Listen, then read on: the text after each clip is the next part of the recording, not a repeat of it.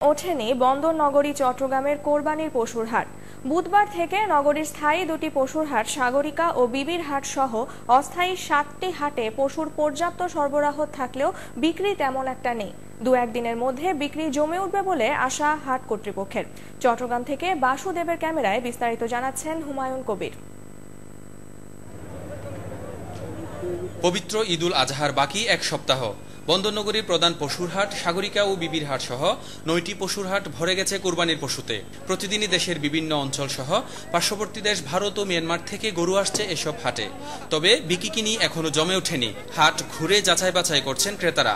মানুষ আসতেছে এবং দেখে যাচ্ছে, এই তরিতে হচ্ছে। এখনো কোনো বেচা কেনা হয় না, কোনো কাস্টমার নামে না, মানুষ দেখতেছে, গরু কিনতেছে না। এবারের কুরবানির হাটে দেশি গরুর সরবরাহ বেশি। সাগরিকার বাজারে কুষ্টিয়া থেকে আসা একটি দেশি গরুর দাম হাঁকা হয়েছে 10 লাখ টাকা। ক্রেতারা বলছেন হাটগুলোতে পশুর দাম এখনো অনেক বেশি। দাম আগের তুলনায় অনেক বেশি মনে হচ্ছে। দেখতেছি আর কি অনেক হাই প্রাইসটা। তবে হাট কর্তৃপক্ষ বলছেন দাম নাগালের মধ্যেই রয়েছে।